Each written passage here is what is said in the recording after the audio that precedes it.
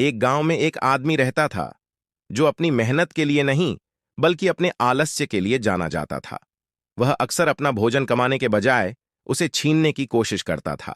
एक धूप भरी सुबह उसकी नजर कुछ रसीले सेबों पर पड़ी। उसने सोचा कि ये एक आसान दावत होगी, लेकिन जैसे ही वह आगे बढ़ा, एक तेज नजर वाले किसान ने उसे पकड़ लिया।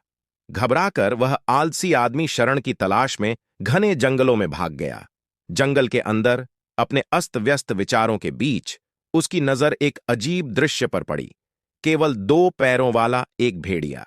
यह प्राणी पृथ्वी पर कैसे जीवित रहा? यह शिकार नहीं कर सकता था, भाग नहीं सकता था और असुरक्षित था। फिर भी वह वहां रेंग रहा था।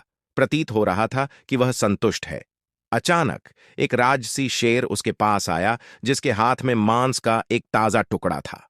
वह आदमी, यह सोचकर कि अगला निशाने पर वह है, तेजी से एक पेड़ पर चढ़ गया।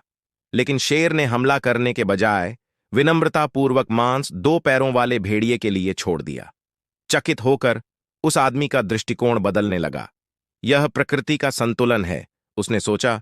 शायद मेरे लिए भी कोई बड़ी योजना है। इसलिए नई आशा के साथ उसने इंतजार करने का फैसला किया, इस उम्मीद में कि कोई उसे खाना खिलाएगा, जैसा कि भाग्य ने भेड़िए को खिलाया था। लेकिन घंटे दिन में बदल गए और भूख उसे सताने लगी। जब उसे लगा कि वह अब और नहीं सह सकता, तो उसकी मुलाकात एक बूढ़े आर्षि से हुई। अपने दिल की बात बताते हुए उसने सवाल किया कि क्यों दैवीय शक्तियों ने भेड़िए पर दया दिखाई लेकिन उसे त्याग दिया। आर्षि ने सौम्य मुस्कान के साथ उत्तर दिया, जीवन के सबक सूक्ष्म हैं, शायद आपने संकेतों को गलत समझा।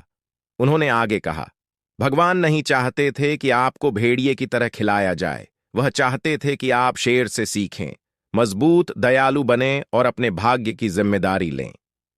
कहानी हमें याद दिलाती है कि जीवन के संकेतों की गलत व्याख्या की जा सकती है। हम ब्रह्मांड के संकेतों को गलत समझकर खोया हुआ महसूस कर सकते हैं, लेकिन निराश होने के बजाय अपनी यात्रा पर विचार करें। शायद आपने अपना रास्ता गलत पढ़ा है। इस कहानी को एक प्रकाश स्तंभ बनने दें, जो आपको एक खुशहाल, अधिक संतुष्टिदायक नियति की ओर ले जाए। याद रखें, शेर की तरह अपने अवसरों का लाभ उठाएं और अपना रास्ता खुद बनाएं। प्लीज सब्सक्राइब करें ऐसी और दिलचस्प कहानियों के लिए।